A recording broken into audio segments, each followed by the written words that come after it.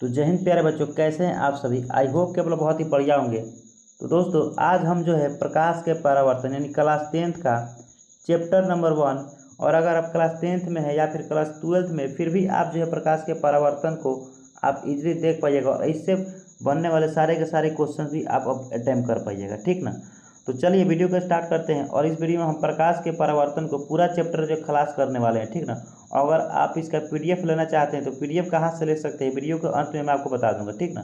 पहले हम लोग क्लास कर लेते हैं, उसके बाद हम डिस्कस कर लेंगे पीडीएफ आपको कहाँ पे मिलने वाला है, ठीक ना। पीडीएफ पूरा आपको क्लास नोट्स आपको मिलेगा। ये जो है हमने क्लास जो है कराया हुआ अपने ऑफलाइन क्लास में, उसी का जो पीडीएफ में आप सभी को दूंगा, ठीक ना।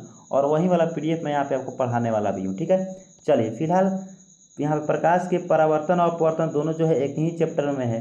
तो इस वीडियो में हम जो है परावर्तन से रिलेटेड सारे के सारे क्वेश्चन करेंगे, और अगला वीडियो अपवर्तन से रिलेटेड सबके सब क्वेश्चन आने वाला है, ठीक ना। चलिए पहला टॉपिक है प्रकाश। आखिर जो है प्रकाश, सबसे पहले प्रकाश के बारे में जानते हैं। प्रकाश क्या है, यानी कि बोले तो इंग्लिश में लाइट। प्रकाश वह बाह्य भौतिक कारक है जिससे हमें किसी वस्तु को देखने की क्या होता है जी, अनुभूति प्राप्त होती है। यानी जिसकी सहायता से हम क्या कर सकते हैं, किसी वस्तु को हम देख पाते हैं, उसे हम क्या कहते हैं, प्रकाश कहते हैं। प्रकाश एक ऐसे बाह्य भौतिक कारक है जिसकी सहायता से हम किसी वस्तु क्या करते हैं, देख पाते हैं। अगर मान लीजिए यहाँ पे वस्तु है, जब तक इस पर प्रकाश नहीं पड़ेगा तब तक हम उस वस्तु को देख पाएंगे नहीं, देख पाएंगे। इसीलिए प्रकाश जरूरी है, क्योंकि इस वस्तु को पड़ेगा प्रकाश तब जा करके हम इस वस्तु को देख पाएंगे। अर्थात प्रकाश क्या है, किसी वस्तु को देखने का एक माध्यम है, ठीक ना। और बात करते हैं कुछ पॉइंट में चीज़ें। प्रकाश जो है एक ऊर्जा का ही रूप है। प्रकाश क्या है, ऊर्जा का रूप है। प्रकाश जो है विद्युत चुंबकीय तरंग भी है। प्रकाश जो है वो तरंग के रूप में भी कार्य करता है, ऊर्जा के रूप में भी कार्य करता है। तो ऊर्जा भी है और तरंग भी है, ठीक है। ये प्रकाश जो है वो सीधी रेखा में गमन करता है। प्रकाश क्या है, एक सीधी रेखा में गमन करती है। तो इस बात को भी, पॉइंट को भी आप ध्यान में रखिएगा। इस निर्वात में भी गमन कर सकता है। प्रकाश जो होता है वो निर्वात में, निर्वात कहने का मतलब है जहाँ पे कुछ भी नहीं है, यानी कि वहाँ पे वायुमंडल भी नहीं है, वायु भी वहाँ पे नहीं है, उसे क्या कहते हैं, निर्वात कहते हैं। और निर्वात में प्रकाश जो है कितने स्पीड के चाल से साथ गमन करती है, तो 3 × 10⁸ मीटर प्रति सेकंड की गति के साथ जो है ये प्रकाश जो है गमन करती है, ठीक है। नेक्स्ट है टॉपिक किरण, यानी कि रे, ठीक है। रे क्या होता है, ठीक है। प्रकाश की गमन पथ की दिशा को ही क्या कहते हैं हम लोग, किरण कहते हैं। यानी प्रकाश जिस पथ पे गमन करता है, प्रकाश जिस पथ पे गमन करता है उस पथ का नाम क्या है, किरण है। उस पथ को क्या नाम देते हैं हम लोग, किरण नाम देते हैं। बहुत ही छोटा टॉपिक था। चलिए ये क्वेश्चन आप सभी को बता दूं, ये ऑब्जेक्टिव में सब्जेक्टिव में दोनों में ये क्वेश्चन आपको पूछा गया क्वेश्चन है, ठीक है। प्रकाश पुंज यानी बीम ऑफ लाइट। प्रकाश पुंज क्या है, यहाँ पे पुंज से समझ सकते हैं। पुंज मतलब होता है क्या, समूह। पुंज मतलब क्या होता है, समूह होता है। और प्रकाश का मतलब समझा दिया है, यानी कि प्रकाश के पुंज को, यानी कि प्रकाश के समूह को क्या कहते हैं हम लोग, प्रकाश पुंज कहते हैं। यानी किरणों के समूह को प्रकाश पुंज कहते हैं। इसे 3 भागों में बांटा गया है। पहला समांतर प्रकाश पुंज, दूसरा अभिसारी और अपसारी प्रकाश पुंज, ठीक ना। देखिए समांतर प्रकाश पुंज हम इसे कहते हैं जिसकी सभी के सभी किरणें क्या होती है, समानांतर होती है। ये दोनों सबके सब क्या होगा, एक दूसरे के समानांतर होगा, तो उसे कहते हैं समानांतर प्रकाश पुंज। और अभिसारित, अभिसारी, अभिसारी का कहने का अर्थ हो गया है ये कि जब एक ही बिंदु पर सभी के सभी प्रकाश आकर के एक ही बिंदु पर मिलती है तो उसे क्या कहते हैं, अभिसरित हो रही है। क्या हो रही है, अभिसरित हो रही है। इसे बोलेंगे अभिसारी प्रकाश पुंज। और अपसारी प्रकाश पुंज समझते हैं। अपसारी प्रकाश पुंज में एक बिंदु से निकल करके विभिन्न दिशाओं में प्रकाश क्या होता है, फैल जाता है। जैसे लाइट का प्रकाश फैल जाता है तो उसे हम लोग क्या कहेंगे, अपसारी प्रकाश पुंज। आई होप आपको चीज़ें समझ में आ रही होगी, ठीक है। यहाँ पे आपको इसका डिफिनीशन भी देखने को मिलेगा। जिस प्रकाश पुंज की सभी किरणें एक दूसरे के समानांतर होती है उसे समांतर प्रकाश पुंज कहते हैं। लाइक आप यहाँ पे इसका हेडिंग भी यहाँ पे देख सकते हैं, फिगर भी देख सकते हैं, ठीक है। बाकी चीज़ें आपको जो भी चीज़ें समझ में नहीं आएगी आप कमेंट करके पूछ सकते हैं, या फिर आप मेरे को मैसेज भी कर सकते हैं पर्सनली टेलीग्राम पे, ठीक है। अभिसारी प्रकाश, जिस प्रकाश पुंज के सभी किरणें एक बिंदु पर मिलती है उसे अभिसारी प्रकाश पुंज कहते हैं। अभी हमने बताया था एक बिंदु पर आकर के मिलती है। देखिए यहाँ पे एक बिंदु पर आकर के मिलती है, बट यहाँ पे बच्चे ने जो है यहाँ पे डायरेक्शन गलत बना दिया है। ये ऐसे डायरेक्शन होगा, ठीक है। इस बात को आप लोग ध्यान में रखिएगा, ऐसे डायरेक्शन होगा तब जाके सही होगा, क्योंकि अभिसरित हो रही है, अपसरित नहीं हो रही, ठीक है। चलिए नेक्स्ट है यहाँ पे अपसारी प्रकाश पुंज, जिस प्रकाश पुंज की सभी किरणें एक बिंदु से निकलकर विभिन्न दिशाओं में फैल जाती है उसे अपसारी प्रकाश पुंज कहते हैं। देखिए एक बिंदु से निकल करके दोनों के यहाँ पे एक बिंदु से निकल कर क्या हो रही है, फैल रही है ना, तो इसे हम लोग क्या कहते हैं यहाँ पे अपसारी प्रकाश पुंज कहते हैं। ठीक है, इतना आज आपको कुछ चीज़ समझ में आई होगी। नेक्स्ट यहाँ पे टॉपिक आ जाता है हमारा क्या, आत्मदीप्त वस्तुएं। आखिर ये जो है आत्मदीप्त वस्तुएं होती क्या है, ठीक है, इसके बारे में हम लोग अच्छी तरीके से जानेंगे। देखिए आत्म का मतलब होता है खुद से, आत्म का मतलब क्या होता है, खुद से, और दीप्त का मतलब होता है, दीप्त का मतलब होता है प्रकाश, यानी कि ऐसी वस्तुएं या फिर ऐसी पदार्थ जो क्या करे, खुद से प्रकाश बनाए या फिर खुद से प्रकाश बनाए। परिभाषा हम यहाँ से बना रहे हैं। देखिए आप परिभाषा रटिएगा भूल जाइए, बट यहाँ से हम परिभाषा बना रहे हैं। ठीक है, आत्म, आत्म का मतलब होता है खुद से, और दीप्त का मतलब होता है प्रकाश उत्सर्जित करना। और ऐसे पदार्थ, पदार्थ ऐसे जो आत्म खुद से प्रकाश क्या करे, उत्सर्जित करे। ऐसी वस्तुएं जो स्वयं प्रकाश उत्सर्जित करती है उसे आत्मदीप्त पदार्थ कहते हैं। जैसे सूर्य, सूर्य भी क्या करता है, सूर्य का भी अपना प्रकाश होता है। ठीक है, तारा, तारा भी क्या है, प्रकाश उत्सर्जित, दीपक इत्यादि, ये सब क्या है, प्रकाश उत्सर्जित करने वाले वस्तुएं हैं। ठीक है, पदार्थ है, तो ये सब चीज़ें आत्मदीप्त हो जाएगी। लेकिन वहीं दीप्त के पहले अगर अ लग गया यहाँ पे, तो मतलब क्या, नहीं दीप्त, यानी क्या, जो प्रकाश उत्सर्जित नहीं करती है, नहीं दीप्त नहीं होती है। ऐसी वस्तुएं जो प्रकाश स्वयं प्रकाश उत्सर्जित नहीं करती है उसे अदीप्त प्रकाश कहते हैं। ईंटा, पत्थर, बालू इत्यादि, ये सब क्या हो जाएगा जी, अदीप्त हो जाएगा, अर्थात जो प्रकाश उत्सर्जित नहीं करता है। ठीक है, चलिए बहुत ही इंपॉर्टेंट टॉपिकों पर हम लोग आ गए यहाँ पे, प्रकाशीय माध्यम। आखिर जो है ये प्रकाशीय माध्यम होता क्या है, तो एक ऐसा क्षेत्र होता है जिससे होकर प्रकाश, मान लो यहाँ पे ये यहाँ पे सूर्य प्रकाश है, ठीक, सूर्य है, ठीक है, यहाँ से सूर्य का प्रकाश ऐसे निकल रहा है। ठीक है, और हम यहाँ तक पहुँचे, यहाँ पे हम खड़े हुए हैं। ठीक है, यहाँ पे हम खड़े हुए हैं, लाइक हम यहाँ पे खड़े हुए हैं। ठीक है, और यहाँ से हम बस यहाँ प्रकाश को देख रहे हैं, तो प्रकाश इस माध्यम से होकर प्रकाश हमारे आंखों तक पहुँचेगा। इसी माध्यम से होकर वायु, वायु वाला माध्यम से होकर प्रकाश हमारे आंखों तक पहुँच रहेगा, नहीं पहुँच रहा है ना। तो इसी माध्यम, इस माध्यमों का नाम क्या देते हैं हम लोग, क्या देते हैं, प्रकाशीय माध्यम। यानी वह क्षेत्र जिससे होकर प्रकाश किसी वस्तु से निकल कर, ये वस्तु है मान लो सूर्य, वस्तु से निकलकर हमारे आंखों तक पहुँचती है उसे क्या कहते हैं, प्रकाशीय माध्यम कहते हैं। जिस माध्यम के थ्रू प्रकाश हमारे आंखों तक पहुँच रहा है उसे प्रकाशीय माध्यम कहते हैं। प्रकाशीय माध्यम मुख्य रूप से देखा जाए तो एक और दो प्रकार का होता है, समांगी माध्यम और विसमांगी माध्यम। प्रकाश दो प्रकार का होता है, प्रकाशीय माध्यम, समांगी माध्यम और विसमांगी माध्यम। समांगी माध्यम उसे कहते हैं ऐसा माध्यम जिसका गुण एवं बनावट क्या हो, एक समान हो, उसे समांगी माध्यम कहते हैं। जैसे कांच एवं पानी। ठीक है, इसका गुण एवं बनावट एक समान, इसमें मिलावट नहीं होता है। ठीक है, और विसमांगी माध्यम ऐसा माध्यम जिसका बनावट और गुण एक समान नहीं होता है, जैसे तेल से घिरा, तेल से भीगा हुआ कागज, इसमें जो है ये एक समांगी माध्यम नहीं होता है। ठीक ना, चलिए ये चीज़ें आपको समझ में आ गई होगी। आगे बढ़ते हैं, पारदर्शी वस्तुएं।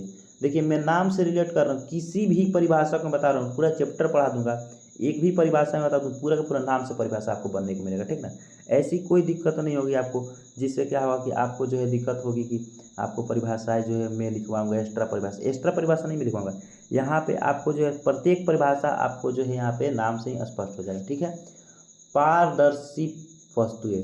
आखिर ये पारदर्शी वस्तुएं कहते किसे हैं, ठीक है, पारदर्शी वस्तु, पार का मतलब होता है पूरा पूरा पार कर जाना, और दर्शी का मतलब होता है देखना। यानी ऐसी वस्तुएं जिससे होकर प्रकाश पूर्ण रूप से आर पार कर जाती है, यानी पूर्ण रूप से क्या होता है जी, आर पार, पार हो जाती है पूर्ण रूप से, उसे पारदर्शी वस्तुएं कहते हैं। जैसे प्रकाश कांच से भी आर पार कर जाता है, जल से भी प्रकाश क्या होता है, एक पार से दूसरे पार आसानी से निकल जाता है, तो उसे हम लोग क्या कहते हैं, पारदर्शी वस्तु से क्या कहते हैं हम लोग, पारदर्शी वस्तुएं कहते हैं, जिससे प्रकाश क्या होता है, एक पार से दूसरे पार निकल जाता है, उसे पारदर्शी कहते हैं। और अपारदर्शी, पारदर्शी में अ लग गया मतलब क्या, नहीं पार होने वाली, ऐसी वस्तुएं जिससे होकर प्रकाश पूर्ण रूप से आर पार नहीं होती, उसे क्या कहते हैं हम लोग, अपारदर्शी वस्तुएं कहते हैं। जैसे ईंटा, पत्थर, ये सब आप लोग जान सकते हैं। ठीक है, कह रहे का नेक्स्ट, पारभासी। देखिए पार मतलब क्या होता है, पार कर जाना, और भासी का मतलब है आभास करना, यानी कि थोड़ा थोड़ा आभास होगा, क्या थोड़ा थोड़ा आभास होगा कि प्रकाश जो है वो आर पार कर रहा है, बट पूर्ण रूप से आर पार यहाँ पे नहीं करेगा। ठीक है, मतलब लगेगा कि थोड़ा सा क्या हो रहा है, पार किया है, बट यहाँ पे पार ये नहीं करेगा। वे वस्तुएं जिससे होकर प्रकाश का कुछ अंश ही बाहर निकल पाता है, उसे हम लोग पारभासी वस्तुएं कहते हैं। जैसे घिसा हुआ कागज, अगर मान लो घिसा हुआ कांच होगा, घिसा हुआ कांच, उससे प्रकाश डालिएगा तो पूरा पूरा तो बाहर नहीं निकालेगा, लेकिन थोड़ा थोड़ा जरूर निकालेगा, धुंधला टाइप करके ना, इस प्रकार से। तो उसे हम लोग क्या कहते हैं, पारभासी वस्तुएं कहते हैं, ठीक ना। चलिए अब आ गए हम लोग छाया। छाया को समझते हैं, आखिर ये छाया क्या होता है। देखिए छाया हम यहाँ पे आपको समझाने वाले, लाइक इधर से प्रकाश आ रहा है, ठीक है, इधर से प्रकाश आ रहा है, ओके, हम यहाँ पे खड़े हुए, प्रकाश जब हमारे शरीर पे पड़ा तो शरीर का इधर छाया बना, कि ना अंधेरा क्षेत्र बना। ये वाला अंधेरा क्षेत्र जो इतना हमारा अंधेरा क्षेत्र बना, इसी अंधेरा क्षेत्र को हमने क्या कहा, छाया कहा, हमारा छाया बना हुआ है। तो कहेंगे ना प्रकाश की गमन पथ की, ये गमन पथ है, जाने वाला दिशा है इसका, प्रकाश की गमन पथ की दिशा पर, प्रकाश की गमन पथ की दिशा पर कोई अपारदर्शी वस्तु, जैसे हमारे प्रकाश पार नहीं करना चाहिए ना, तब ना उसका छाया बनेगा, अपारदर्शी वस्तु रख दी जाती है तो उसके पीछे जो अंधेरा क्षेत्र बनता है उसे क्या कहते हैं हम लोग, छाया कहते हैं। प्रकाश की गमन पथ की दिशा पर एक अपारदर्शी वस्तु रख दी जाती है, जो उसके पीछे जो अंधेरा क्षेत्र बनता है उसे क्या छाया कहते हैं, उसे क्या कहते हैं हम लोग, छाया कहते हैं। तो आई होप इसको भी आपने समझ लिया होगा, ठीक है।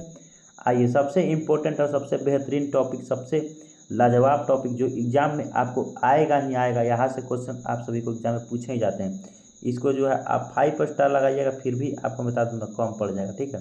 5 स्टार आप इसको लगा करके चल सकते हैं। प्रकाश का परावर्तन, प्रकाश का परावर्तन, यहाँ पे समझिएगा, इस नाम से मैं आपको याद कराने वाला हूँ, ठीक है, नाम से याद कीजिएगा। प्रकाश परावर्तन का मतलब होता है लौट जाना। जैसे हम यहाँ पे खड़े हैं, गेंद आई हमारे शरीर में, टकरा कर लौट गई, यहाँ पे दीवार है, दीवार में गेंद गई लौट गई, जैसे कहेंगे परावर्तन, क्या हो रहा है, वो परावर्तन हो रहा है। अगर प्रकाश यहाँ पे गया, यहाँ से लौट गया, उसे क्या कहेंगे, प्रकाश का परिवर्तन। बात समझ में आ रहा है आपको क्या कहना चाह रहे हैं हम, ठीक है। अगर दीवार था यहाँ पे और गेंद गई, गेंद लौट गई यहाँ से टकरा कर, बोलेंगे गेंद का परिवर्तन हुआ। किसका परिवर्तन, गेंद का परिवर्तन। अगर प्रकाश गई यहाँ से, प्रकाश से इस पर टकरा कर वापस लौट गई, उसे कहा हम लोग प्रकाश का परिवर्तन, ठीक है। अगर गेंद टकरा कर लौटी है तो गेंद का परिवर्तन, प्रकाश टकरा कर लौटी तो प्रकाश का परिवर्तन, अगर तुम टकरा कर लौटे तो तुम्हारा परिवर्तन हो जाएगा। इस वजह से प्रकाश समांगी माध्यम से चलकर किसी वस्तु से टकरा कर उसी माध्यम में, जिस माध्यम में थी उसी माध्यम में लौट जाती है। इस घटना को प्रकाश का परिवर्तन कहते हैं। इस घटना को क्या कहते हैं हम लोग, प्रकाश का परावर्तन कहते हैं, ठीक है। प्रकाश के परिवर्तन का प्रकार 2 होता है, ठीक है। देखिए प्रकाश के परिवर्तन के 2 प्रकार होते हैं, यहाँ पे वो कंफ्यूजन में जाइएगा। नियम भी 2 ही को होता है, नियम 2 को होता है, और यहाँ पे मैं आपको बता दूँ नियम 2 होता है, और प्रकाश का परिवर्तन भी प्रकार, इसका प्रकार और नियम में बहुत अंतर है। प्रकार होता है इसका, इसी का प्रकार पढ़ेंगे, और नियम अलग होता है। नियमित परावर्तन और अनियमित परावर्तन। नियमित परावर्तन को समझते हैं, समझिए। नियमित परावर्तन, जब प्रकाश की नियम है किसी चिकनी, जब प्रकाश की किरणें, यहाँ पे होगा, ये गलत लिख दिया है कोई, ठीक है।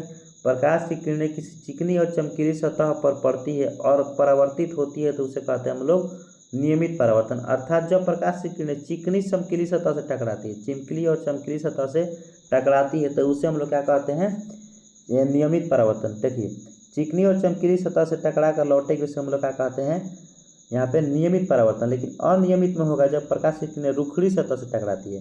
जैसे रुखड़ी सतह बोले तो ऐसे ऐसे सतह होगा, इसमें टकराएगी, चुकमुक ऐसे ऐसे कट कट के जाएगी, उसे हम लोग क्या कहेंगे, अनियमित। लेकिन वही बात करते हैं नियमित का, तो चिकनी चमकीली सतह चिकन होना चाहिए, उससे टकराएगी तो हम लोग नियमित कहेंगे। और अनियमित में किसे कहेंगे हम लोग, जिसमें क्या होता है प्रकाश, जैसे कि ऊंच खाल से, मतलब उबड़ी खाबड़ी सतह से टकराती, ठीक है, उसे हम लोग क्या कहते हैं, अनियमित परावर्तन, ठीक है। प्रकाश की परावर्तन का किरण आलेख खींचने को एक बार 2 नंबर में क्वेश्चन आप सभी को 2 बार पूछा गया है। तो आप यहाँ पे समतल दर्पण रखे हुए हैं, ये देखिए यहाँ से वस्तु जब आ रही है तो उसे क्या कहा हम लोग, आपतित किरण। प्रकाश की किरण आ रही तो उसे आपतित किरण कहेंगे। और प्रकाश की किरण इस वस्तु से टकराई और जिस बिंदु पर ये मिली है, देखिए इस बिंदु पर प्रकाश मिली हुई है, इस बिंदु का नाम हम क्या बोल देंगे यहाँ पे, आपतन बिंदु। ये प्रकाश की किरण आपतित हुई, यहाँ से आई तो ये आपतित किरण कहलाएगी। ये किरण आ रही है तो ये आपतित किरण कहलाएगी। यहाँ से टकरा के जा रही है माने परावर्तित हो रही है तो इसे परावर्तित किरण कहेंगे, इसे हम लोग परावर्तित किरण कहते हैं। और जिस बिंदु पर आकर मिलती है उसे हम लोग आपतित किरण कहते, आपतन बिंदु कहते हैं। जिस बिंदु पर आकर मिलती है उसे क्या बोलते हैं हम लोग, आपतन बिंदु। देखिए फिर समझिए, एक बार और समझिए। यहाँ से प्रकाश की किरणें आई तो आपतित किरण, आई तो आपतित किरण, गई तो परावर्तित किरण, और जिस बिंदु पर आकर मिली उसे आपतन बिंदु, जिस बिंदु पर आकर मिली उसे आपतन बिंदु, ठीक है। और आपतन बिंदु पर एक हम अभिलंब डालें, यहाँ पे लंब डालें, उस बिंदु का उस लंब का नाम क्या पड़ा हुआ है, अभिलंब पड़ा। उस बिंदु का नाम क्या पड़ा, अभिलंब पड़ा। यानी यहाँ पे आपतन बिंदु पर एक लंब डाला गया है, उसे हम लोग क्या बोलते हैं, अभिलंब बोलते हैं। उसे क्या बोलते हैं हम लोग, अभिलंब बोलते हैं। तो आई होप आपको इतनी चीज़ें समझ में आई होगी, ठीक है। चलिए अब ये सब चीज़ें जो है आपको यहाँ पे दर्शाया गया है कि आपतित किरण किसे कहते हैं। वह किरण जो किसी दर्पण पर आकर पड़ती है उसे आपतित किरण कहते हैं। ये उतना इंपॉर्टेंट नहीं बनने वाला, ठीक है। ये इतना इंपॉर्टेंट यहाँ पे नहीं बनेगा। बार बार अगर आप PDF चाहिए तो मैं PDF भी दे ही दूंगा, ठीक है। ये क्वेश्चन नहीं बनेगा, आपको बता दूँ, ये क्वेश्चन आपसे बता दूं यहाँ पे नहीं बनने वाला है। लेकिन ये क्वेश्चन, इस क्वेश्चन को आप छोड़िएगा मत, इस क्वेश्चन को कैसे भी घोर के कीजिएगा, कैसे भी कीजिएगा, बट इस क्वेश्चन को नहीं छोड़ना है। प्रकाश के परावर्तन के नियम, ये जो है 2 नंबर में आपको क्वेश्चन पूछे जाते हैं और 2-3 बार ये ऑब्जेक्टिव में क्वेश्चन तो है 2 नंबर वाला पूछा गया, ठीक ना। कह रहे प्रकाश के परावर्तन के 2 गो नियम होता है। पहला नियम, आपतित किरण, परावर्तित किरण तथा आपतन बिंदु पर डाला गया अभिलंब सभी के सभी एक ही तल में होते हैं। जैसे समझिए यहाँ पे आपतित किरण, परावर्तित किरण तथा आपतन बिंदु पर डाला गया अभिलंब, ये सब के सब एक ही तल में होते हैं, ठीक है। ये पहला नियम कहता है। दूसरा नियम कहता है आपतन कोण। दूसरा नियम कहता है ये जो है आपका आपतन कोण और ये आपका परावर्तन कोण, ये दोनों एक दूसरे के बराबर होता है। लाइक अगर ये 2 है तो ये भी कितना हो जाएगा, 2 हो जाएगा। ये 10 है तो ये कितना हो जाएगा, ये भी जो है 10 हो जाएगा, ठीक है। तो आई होप आपको चीज़ें इतनी समझ में आई होगी। आपतन कोण परावर्तन कोण के बराबर होता है, ठीक है। ये प्रतिबिंब, प्रतिबिंब समझना बहुत ज़्यादा जरूरी है हम सभी के लिए, क्योंकि प्रतिबिंब भी क्वेश्चन कब पूछा गया है। प्रतिबिंब किसे कहते हैं, प्रतिबिंब कितने प्रकार के होते हैं, ठीक है। तो इस चीज़ के बारे में भी कई बार क्वेश्चन आप सभी को जिक्र किया गया है एग्जाम में। किसी बिंदु वस्तु से आ रही, किसी वस्तु से आ रही प्रकाश की किरणें परावर्तन या अपवर्तन के बाद जिस बिंदु पर मिलती है या मिलती हुई मालूम पड़ती है उसे हम लोग बिंदु स्रोत का क्या कहते हैं, प्रतिबिंब कहते हैं। यानी कि प्रतिबिंब किसी वस्तु से आ रही प्रकाश की किरणें परावर्तन या अपवर्तन के बाद जिस बिंदु पर मिलती है या मिलती हुई मालूम पड़ती है, अर्थात लाइक यहाँ पे वस्तु रखे हैं, प्रकाश की किरणें इधर से एक आई, एक इधर से प्रकाश की किरणें आई और ये परावर्तन होकर जिस बिंदु पर मिली उस बिंदु को क्या बोलते हैं हम लोग, प्रतिबिंब बोलते हैं। उसी बिंदु पर क्या बना, प्रतिबिंब बना। अर्थात अगर ये नहीं मिली, अगर ये नहीं मिली, परावर्तित हो गई, नहीं मिली, तो कहीं ना कहीं पीछे मिली होगी आभासी रूप से, जिसमें हम लोग अपना चेहरा देखते हैं तो सामने तो नहीं मिलती है बट पीछे प्रतिबिंब बनता है। तभी जब तक छवि नहीं बनेगा तब तक, जब तक प्रतिबिंब नहीं बनेगा ना, जब तक प्रतिबिंब नहीं बनेगा एथी में, शीशा में, मतलब आईना में, तब तक दर्पण में, तब तक हम अपना थोबड़ा उसमें नहीं देख पाएंगे, यानी अपना मुंह उस पर तब तक नहीं देख पाएंगे जब तक उसके पीछे जो है हमारा प्रतिबिंब नहीं बनेगा। यहाँ से हम देख रहे हैं ना, यहाँ से जब तक इसका प्रतिबिंब इधर कहीं पीछे नहीं बनेगा तब तक हम अपना मुँह इसमें नहीं देख पाएंगे। अर्थात हम लोग क्या होता है जी, मिलती है या फिर मिलती हुई मालूम पड़ती है उसे हम बिंदु स्रोत का प्रतिबिंब कहते हैं। प्रतिबिंब जो है आपका 2 प्रकार का होता है, ठीक है। यहाँ पे प्रतिबिंब 2 प्रकार का होता है, एक होता है वास्तविक प्रतिबिंब, एक होता है काल्पनिक प्रतिबिंब। देखिए वास्तविक प्रतिबिंब को समझते हैं पहले। वास्तविक प्रतिबिंब जो होता है ना वो वास्तविक कटान से बनता है। जैसे यहाँ पे हम दर्पण रखते, इधर से एक वस्तु आ रही है, यहाँ पे मान लीजिए मुख्य प्रधान अक्ष है, यहाँ से कट के इधर से गया और एक वस्तु एक और आई, यहाँ से प्रकाश की किरणें से कट के गया, जिस बिंदु पर मिला ना, अगर वास्तव में मिलता है तो वास्तविक प्रतिबिंब, बस इतना याद रखिएगा परिभाषा के लिए। वास्तव में मिलता है तो वास्तविक प्रतिबिंब कहते हैं। यहाँ पे वास्तव में मिलता है, मिलती है तो उसे वास्तविक प्रतिबिंब कहते हैं। अगर ये काल्पनिक में मिलती है, वास्तविक में नहीं मिलती है तो उसे हम लोग काल्पनिक प्रतिबिंब कहते हैं। इतना बात आप ध्यान रखिएगा, बाकी चीज़ें सब कुछ हो जाने वाला, ठीक है।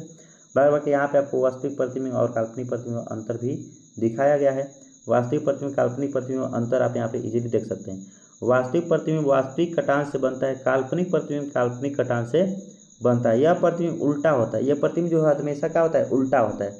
वास्तविक प्रतिबिंब हमेशा उल्टा ही बनता है और यह प्रतिबिंब हमेशा सीधा बनता है। हमेशा यह प्रतिबिंब कैसा बनता है, तो सीधा बनता है। ओके, इतना आपको समझ में आ रहा है, ठीक है।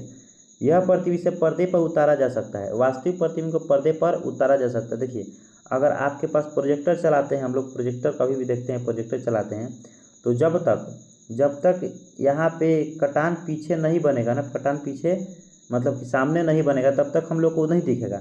अगर मान लीजिए पीछे बन रहा है, पीछे बन रहा है तो हमको पीछे देखना पड़ेगा। बात समझ में आया। इसीलिए हम लोग को वास्तविक कटान से बनता है, तो इसे हम लोग पर्दे पर उतार सकते हैं वास्तविक प्रतिबिंब को, तभी जाकर हम लोग प्रोजेक्टर भी देख पाते हैं, और इसे पर्दे पर नहीं उतार पाते हैं। ये दर्पण के सामने बनता है। देखिए अभी बताएं, दर्पण के सामने बनता है तभी हम लोग इस प्रोजेक्टर को देख पाते हैं। अगर दर्पण के पीछे बनता है तो हम लोग प्रोजेक्टर को नहीं देख पाते, प्रोजेक्टर फिल्म वगैरह को। ठीक है, तो इस अंतर को भी आप लिख लीजिएगा। बार बार मैं आपको बताने वाला था कि ये जो है आपको इसका नोट्स जो है कहाँ मिलने वाला है, तो मैं आप सभी को बता दूं इसका नोट्स जो है आपको टेलीग्राम चैनल मिल जाएगा। टेलीग्राम चैनल कहाँ से मिलेगा, तो डिस्क्रिप्शन में आपको जो है लिंक मिलेगा। ठीक है, टेलीग्राम चैनल का, उस टेलीग्राम चैनल को ज्वाइन कर लेना है। और टेलीग्राम चैनल को ज्वाइन करने के बाद आपको यहाँ पे टेलीग्राम पे आपको इसको नोट्स देखने को मिल जाएगा। इजीली हम वहाँ पे प्रोवाइड करा देंगे आप सभी को। ठीक है, नेक्स्ट क्वेश्चन कह रहे हैं समतल दर्पण की विशेषता क्या है। इसका नोट्स देख लीजिएगा और यहीं से क्वेश्चन में आपसे बता दूं क्वेश्चन पूछेगा। ठीक है, और इस वीडियो में आपको बता दूं न्यूमेरिकल भी करने वाले हैं, और इसका दूसरा का पार्ट आएगा उसमें बहुत ज़्यादा मैं आपको बता दूं न्यूमेरिकल जो है करने वाले। ठीक ना, इसमें ज़्यादा उतना न्यूमेरिकल नहीं मिलेगा देखने को, लेकिन अगला जो वीडियो आएगा इसका पार्ट नंबर 2, उसमें जो है आपको काफ़ी ज़्यादा न्यूमेरिकल देखने को मिलेगा। ठीक है, ठीक है, ये कह रहा है सीधा प्रतिबिंब बनाता है। यह समतल दर्पण जो होता है ना वो सीधा प्रतिबिंब बनाता है वस्तु के समान आकार का।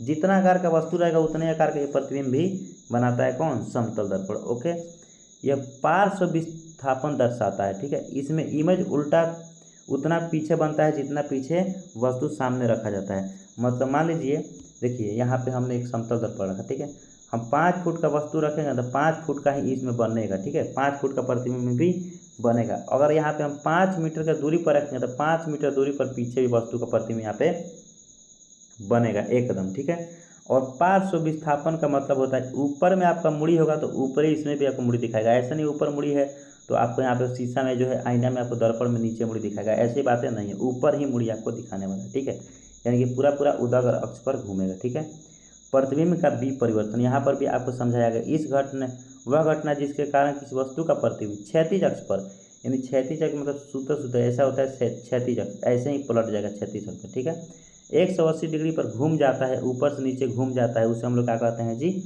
इस घटना को पार्श्व विस्थापन कहते हैं। ठीक ना, प्रतिबिंब का विपरिवर्तन कहते हैं। यानी प्रतिबिंब क्या हुआ है, विपरिवर्तित हो गया। देखिए ये ऐसे था जैसे हम यहाँ पे मान लीजिए ये पोखरा है। ठीक है, यहाँ पे नदी तालाब है, नदी के ऊपर खड़े होंगे तो आपका सर कहाँ चल जाता है, नीचे चल जाता है, और पैर कहाँ आता है, ऊपर दिखता है, इधर से देखने पर, इधर से इस साइड से देखने पर। ठीक है, वैसे ही होता है 180 डिग्री पर आपका प्रतिबिंब। देखिए 180 डिग्री पर घूम गया, डायरेक्ट आपका सर कहाँ चला गया, नीचे, और पैर कहाँ चला गया, ऊपर। तो 180 डिग्री पर घूम जाता है, क्षैतिज अक्ष पर घूम जाए। ठीक ना, तो जब ये क्षैतिज अक्ष पे घूमता है तब इसे हम लोग क्या कहते हैं, पार्श्व विपरिवर्तन। ठीक, सॉरी, प्रतिबिंब का विपरिवर्तन कहते हैं। ठीक है, लेकिन वही बात करेगा पार्श्व विपरिवर्तन में, तो पार्श्व विपरिवर्तन में ऐसा होगा जैसे यहाँ पे सर है ना, तो आपका सर जो होगा बस ऐसे हो जाएगा, बट क्या होगा आपको आमने सामने एकदम ऐसे बनेगा। लेकिन प्रतिबिंब का विपरिवर्तन में क्या होता है, डायरेक्ट ये पी कैसे चल जाता है, ऐसे उल्टा हो जाता है। ठीक ना, मतलब नीचे का ऊपर, ऊपर का नीचे होता है। लेकिन पार्श्व विपरिवर्तन में ऐसा नहीं होता है, इसमें उदग्र अक्ष पर होता है, बस क्या होता है यहाँ पे दाएं से बाएं होता है। ठीक ना, वह घटना जिसके कारण किसी वस्तु का इमेज यानी उदग्र अक्ष के परितः 180 डिग्री पर घूम जाता है, उसकी फलस्वरूप दाएं भाग का प्रतिबिंब, यानी कि दाएं भाग का प्रतिबिंब बाएं भाग में और बाएं भाग का प्रतिबिंब दाएं भाग में बनता है, उसे क्या कहते हैं हम लोग, पार्श्व विपरिवर्तन कहते हैं। ठीक है, आई होप आपको इतनी चीज़ें समझ में आई होगी। अगर इतनी चीज़ें समझ में आई तो वीडियो को जरूर लाइक कीजिएगा। ठीक है, और चैनल को सब्सक्राइब करना मत भूलिएगा प्यारे बच्चों, क्योंकि बहुत ज़्यादा मेहनत लगता है पढ़ाने में। ठीक ना, क्योंकि 1 घंटा आदमी बैठता है, उसके बाद आपको वीडियो शूट करना है, वीडियो शूट के एडिट करके आपको प्रोवाइड किया जाता है। ठीक ना, तो आप लोग इतना तो कर ही सकते हैं, वीडियो को लाइक कर सकते हैं। और आपको अगर किसी भी प्रकार का दिक्कत हो हमसे बोलिएगा, हम आपको PDF जरूर प्रोवाइड करेंगे। ठीक ना, नोट्स भी चाहिए, किसी भी सब्जेक्ट का नोट्स चाहिए, हम कोचिंग का नोट्स आप लोगों को उपलब्ध करा देंगे। ठीक है, चलिए, पैसा खर्च करने की जरूरत नहीं है कहीं भी। दर्पण, नेक्स्ट टॉपिक है दर्पण। आखिर ये दर्पण होता क्या है। देखिए सबसे पहले दर्पण के बारे में हम लोग जानेंगे, दर्पण किसे कहते हैं। बट दर्पण 3 प्रकार का, गोलीय दर्पण और समतल दर्पण और यहाँ पे परवलयिक दर्पण। गोलीय दर्पण जिस दर्पण का सतह क्या होता है, गोलीय होता है, अर्ध गोलीय होता है, गोलीय होता है उसे गोलीय दर्पण कहते हैं। और जिसका सतह समतल होता है उसे समतल दर्पण, और जिसका सतह परवलयिक होता है उसे परवलयिक दर्पण कहते हैं। नाम से ही गोलीय जिसका सतह गोल हो, जिसका सतह समतल हो, जिसका सतह परवलयिक हो, मतलब अर्थात आधा परोरा के आकार का ऐसा होता है, ये आधा परोरा के आकार का होता है परवलयिक दर्पण। ठीक है, तो नाम से ही स्पष्ट। ठीक है, नेक्स्ट है कह रहे दर्पण। दर्पण समझते हैं। दर्पण देखिए यहाँ पे गोलीय दर्पण भी 2 प्रकार का, गोलीय दर्पण, उत्तल दर्पण और अवतल दर्पण। ठीक है, गोलीय दर्पण 2 प्रकार का होता है, उत्तल दर्पण और अवतल दर्पण। तो आई होप आप इतने चीज़ें लिख रहे होंगे, समझ में भी आ रहा होगा। ओके, चलिए कह रहा का दर्पण किसे कहते हैं? वह चिकनी और चमकीली सतह जो अपने पर पड़ने वाली प्रकाश को नियमित निश्चित नियमानुसार परावर्तित कर देती है, उसे क्या कहते हैं हम लोग? दर्पण कहते हैं। यानी कि एक ऐसी वस्तु जो चिकनी हो और चमकीली हो, एकदम चिकनी और चमकीली हो, और इसे प्रकाश पड़े तो वापस भेज दे, ये रखे नहीं, अवशोषित नहीं करे, ये प्रकाश पड़े तो वापस भेज दे, ठीक ना। इसे हम लोग क्या कहते हैं? दर्पण कहते हैं। दर्पण जो होता है वो कांच का बना होता है। दर्पण किसका बना होता है? कांच का बना होता है। इसका एक भाग रचित होता है, अर्थात पेंट किया हुआ रहता है। इसका एक भाग जो होता है ना, वो मैं बता दूं आपको, इसका एक भाग जो होता है वो आपको बता दूं पेंट किया हुआ रहता है, ठीक है। एक भाग इसका जो है क्या सा होता है? पेंट किया हुआ रहता है। ओके, चलिए बात करते हैं पहले दर्पण, समतल दर्पण। समतल दर्पण क्या है? जिस दर्पण का परावर्तक सतह क्या होता है? समतल होता है, उसे हम लोग क्या कहते हैं जी? समतल दर्पण कहते हैं। इतना भी आपको चीज़ें समझ में आ रही होगी और आई होप आपको चीज़ें समझ में आ रही है। समतल दर्पण कहते हैं जिस दर्पण का परावर्तक सतह समतल होता है, बराबर होता है बोले तो। जिस दर्पण का परावर्तक सतह किसी खोखले गोले का भाग होता है, अर्थात गोलीय होता है, बस इतना बोलिएगा ना, जिस दर्पण का परावर्तक सतह गोलीय होता है उसे गोलीय दर्पण कहते हैं, ठीक है।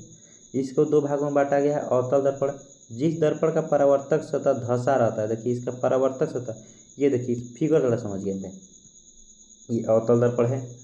ये कौन सा दर्पण है? अवतल दर्पण होने वाला है, ठीक है ना। देखिए ये अवतल दर्पण है। अवतल दर्पण का जो होता है ना, वो आपको देखिए यहाँ पे ऊपर से पेंट किया हुआ है, ऊपर से पेंट है, और धंसा हुआ भाग क्या होता है? परावर्तक होता है। अर्थात ऊपर से पेंट किया हुआ रहता है और अंदर से क्या होता है? धंसा होता है, जिस पर परावर्तन की क्रिया होती है। परावर्तक सतह इसका धंसा हुआ है और ऊपर से पेंट किया हुआ रहता है, इसे हम लोग अवतल दर्पण कहते हैं। इसे हम लोग क्या कहते हैं? अवतल दर्पण कहते हैं, ठीक है। बात करते हैं अब उत्तल दर्पण क्या है? जिस दर्पण का परावर्तक सतह उठा, यहाँ पे गलती लिखा है, उठा रहता है। देखिए अंदर की तरफ से पेंट किया गया है और ऊपर वाला भाग क्या है? उठा हुआ है।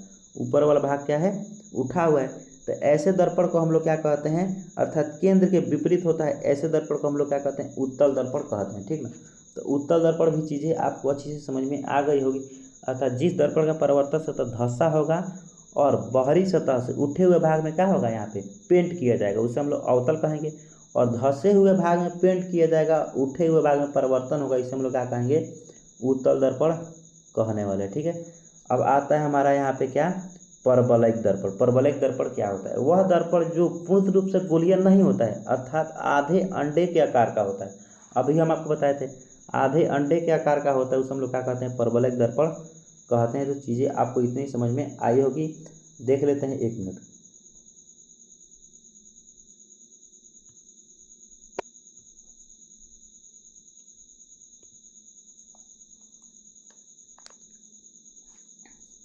तो बाबू इतनी हम इस क्लास में रहने देते हैं, ठीक है। और इसका नेक्स्ट पार्ट जो है आपको आज या फिर कल में आप सभी को शाम में, आज शाम में या फिर कल सुबह में आप सभी को इसका वीडियो में प्रोवाइड कर दूंगा। दो वीडियो करके एक एक चैप्टर जो है वो खत्म करने वाला, ठीक ना।